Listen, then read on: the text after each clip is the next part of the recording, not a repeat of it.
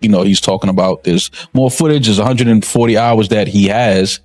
And each episode was only maybe an hour, I think. There's 4 episodes. So there's at least 130 something more hours that he hasn't edited or, produced.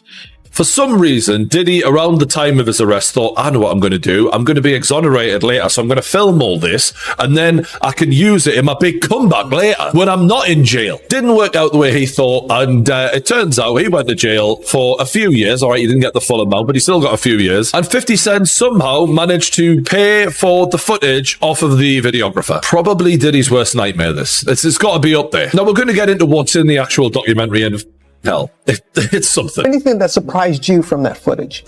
The footage, well, I mean, it was really interesting to see his last days of freedom, and what was sort of important to him. Obviously, there's phone calls with his attorneys, with his team.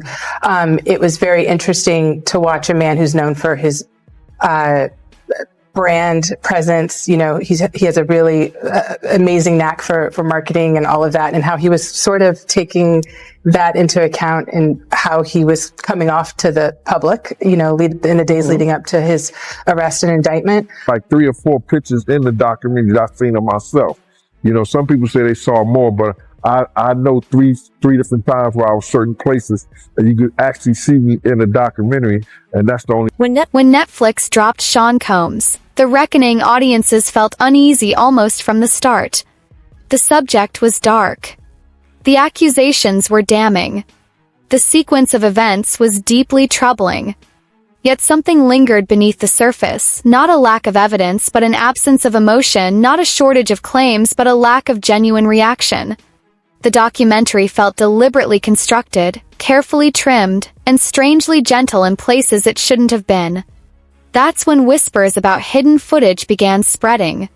Sources close to the production claim the filmmakers had access to significantly more material than what audiences ever saw. Footage that didn't simply document what occurred, but caught Diddy's raw response as his world began fracturing around him. This wasn't dusty archive material. It was captured just days before his arrest in 2024, at the height of mounting pressure. What makes this even more striking is who stood behind the project. 50 Cent, a long-standing adversary with no history of holding his tongue, and Gene Deal, a man who spent years at Diddy's side. That combination alone invited suspicion. Then came the legal threats after the documentary aired, and suddenly it was obvious something far bigger was in motion. Netflix insists every piece of footage was acquired through proper channels. Diddy's camp claims private recordings were stolen. 50 Cent suggests there is still plenty the public hasn't seen. And Gene Deal maintains this barely scratches the surface. The real question, then, is straightforward. What did Netflix deliberately leave out, and why? Diddy, around the time of his arrest, thought, I know what I'm going to do. I'm going to be exonerated later, so I'm going to film all this, and then I can use it in my big comeback later when I'm not in jail. Didn't work out the way he thought, and it turns out he went to jail for a few years. All right, he didn't get the full amount, but he still got a few years. And 50 Cent somehow managed to pay for the footage off of the videographer. Probably Diddy's worst nightmare, this. It's got to be up there. Now, we're going to get into what's in the actual documentary, and hell. We need the core theme to be, you didn't do anything wrong. You didn't do anything wrong on any front. By the way, these conversations, the lawyer had no idea he was recording them. So when the lawyer's like, yeah, we need everyone to believe you did nothing wrong, it kind of takes away from when the lawyer is out in public saying, yeah, my client is completely innocent. And now he showed the behind the scenes where he clearly didn't think he was very innocent. So not Diddy's smartest move. However, throughout this journey, you'll see he makes a lot of crazy decisions. I don't think it's working. I listened. I've been a superb client, as you said. I jumped on the plane. I'm coming to New York, but I'm just running around waiting for a shoe to drop. He's shitting himself right now, in case you can't tell, and he really doesn't look good. It's the middle of September, and there's still no indictment.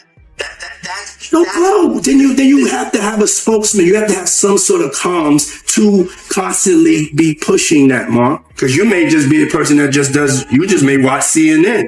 You know what I'm saying? And there's 9 billion people in the world, and 7 billion of them is on Instagram.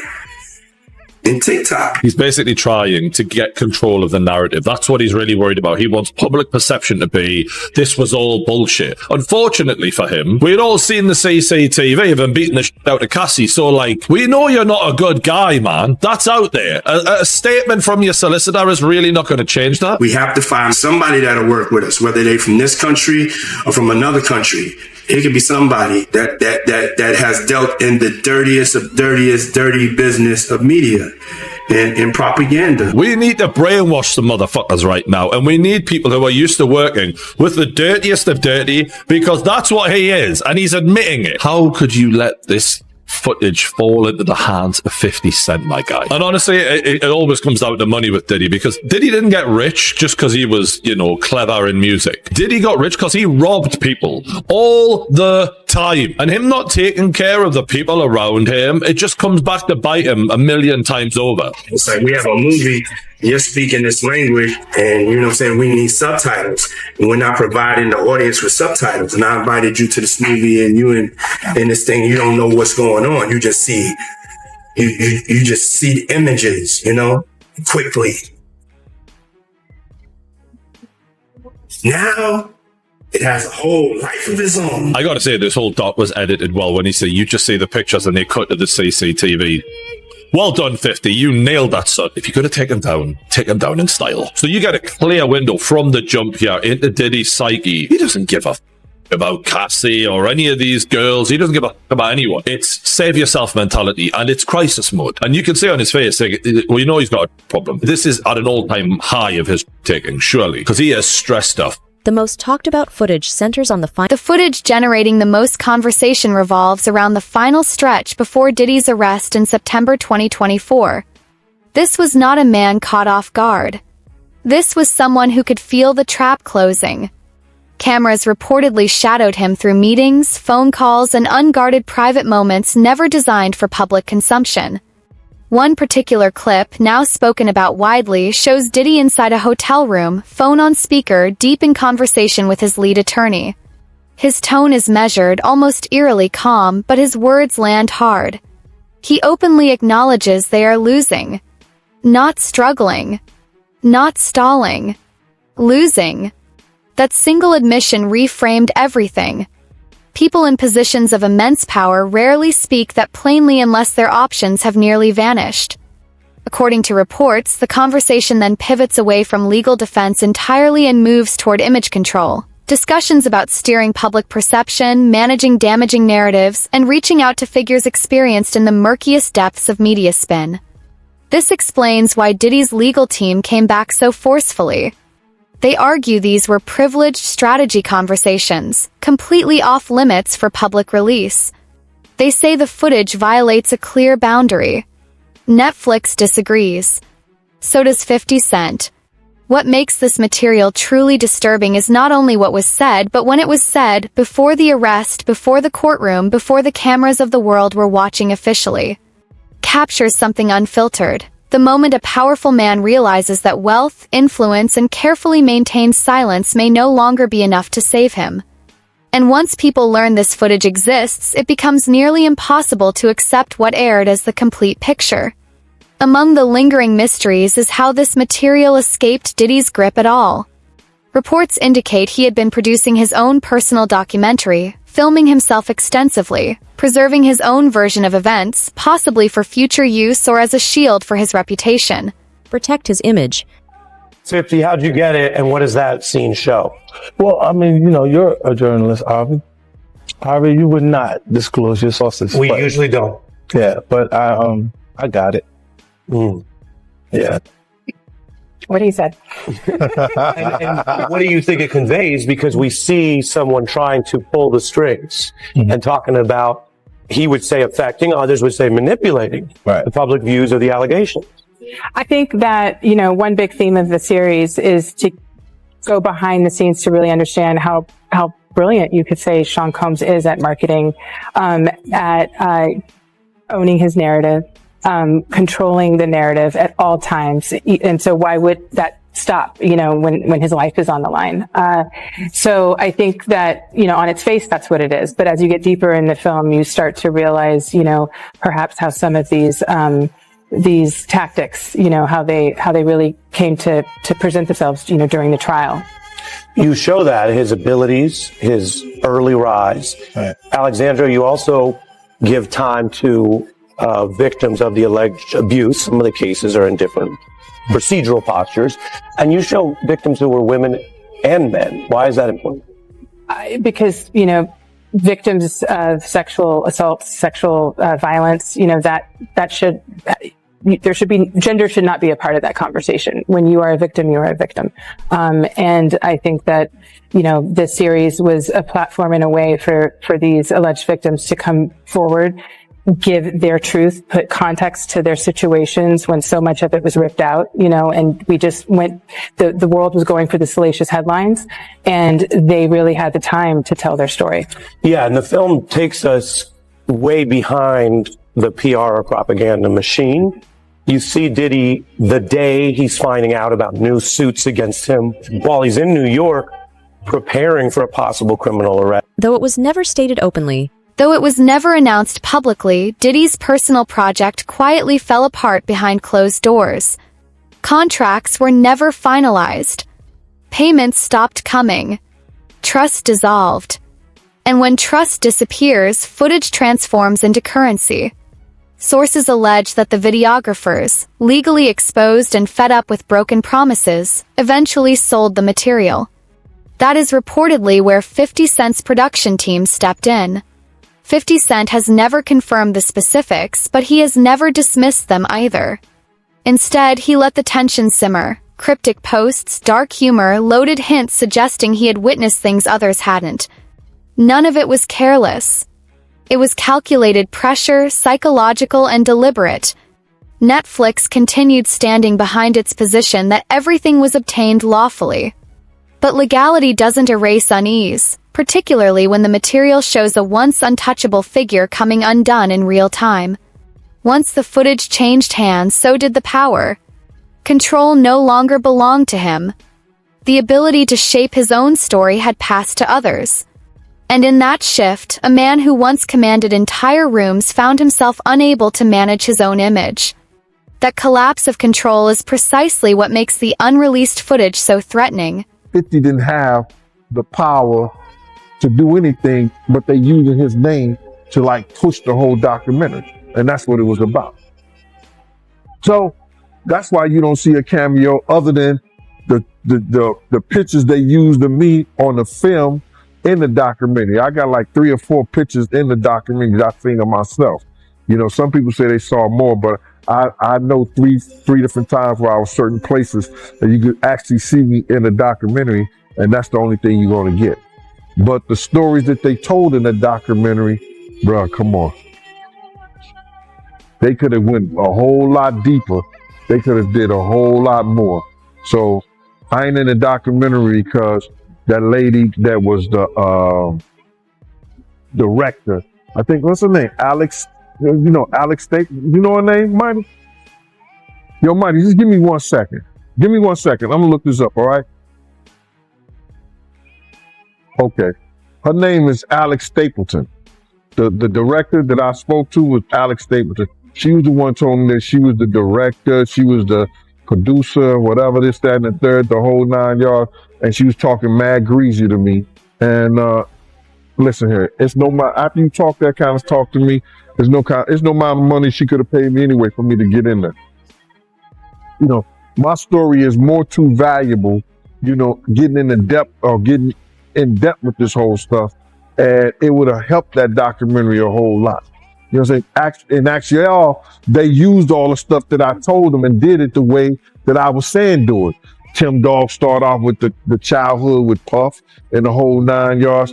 Kirk Burrows do the business part, but they was trying to put people in there like Mark Curry and other people to talk about the streets or what was going on, a certain thing. But Mark can only say so much, what I'm saying, because he was an artist, so he wasn't with Puff like I was with him during that time when we was running back and forth here and there and the whole 9 yards. So, Miss Alex Stapleton is the one reason why I'm not in the documentary, but it's all right with me. I've been in a lot of documentaries.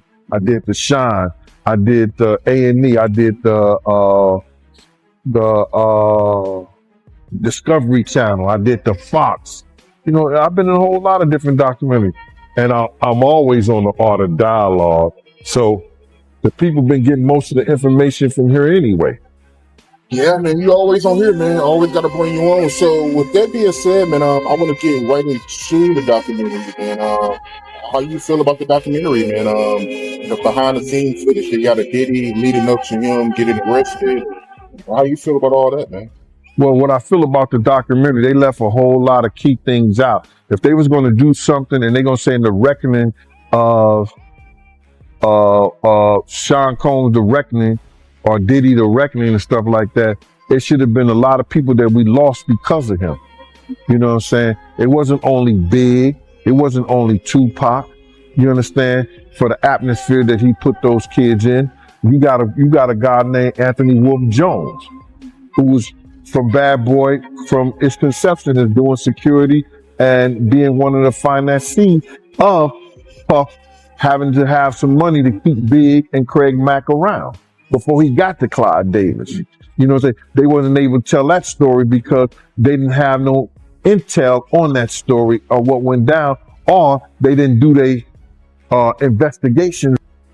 Gene Deal's presence in all of this added an entirely different dimension. As Diddy's former personal bodyguard, he has made one point consistently and without hesitation: nothing in Diddy's world happened without being recorded. According to Gene, cameras were simply part of the environment. Meetings were captured. Gatherings were documented. Even situations designed to feel intimate often weren't. This wasn't about security or nostalgia. It was about leverage. Gene has suggested that Diddy viewed documentation as a form of armor, proof of consent, proof of presence, proof of dominance. But recorded evidence is a double-edged weapon. Once it exists, it survives beyond loyalty. When Gene Deal spoke about footage that has never been released, he didn't appear rattled. He seemed composed, almost unsurprised, as though he had quietly been anticipating this moment for some time. He didn't sound shocked. He sounded unsurprised, almost calm, as if he had been waiting for this moment all along.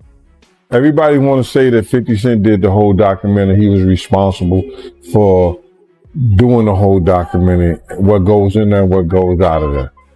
And I don't believe that. And I don't believe that he's responsible for everything that goes in there. I don't believe he's responsible for everything that goes out of there. Guys want to say that he's snitching, you know what I'm saying, because he's telling his truth about what went down and what he saw or what he heard or whatever like that. I don't know how to love my enemy. And if I gotta put out the truth about something that he was doing and it's wrong, and that was wrong, I don't have no problem with that shit. Not a problem at all. Keep doing it. Maybe enough men come out and speak out on some bullshit. You know what I mean? Yeah, and they're saying that Diddy's family is preparing $1 billion lawsuit over this documentary. I think they dropped it already. I don't think they ain't gonna have a chance, because before you put something out like that, they're gonna dot their I's and cross their T's. They're gonna make sure everything is in place. And if Puff had friends over there at Netflix, if it haven't came down, what it showing there? If it haven't came down yet, they ain't got a leg to stand on. Yeah, you just made me think of something. I'm sure Netflix has 1 million lawyers, and I'm sure they had plenty of lawyers go over this thing to make sure it was airtight. Yes, sir. And they might probably even cut some stuff out that maybe they weren't even sure about. Just probably. Well, Gene, I appreciate you taking the time. Dope content as always. And I wish you luck, man. I know, man, you get on these interviews and they go crazy, man. Yeah, man, listen. A lot of people want to, come at me, and everybody want to find fault in 50, find fault in me, find fault in anybody who's speaking out against the evil that's been going on. But what about find fault from the person who did it? Find fault for the person who starved their artist. Find fault for the person who led an artist out there to lead to his death. Find fault in a person who set up the atmosphere for one of the greatest artists in hip hop to lose his life. You know what I'm saying? Find fault in a person that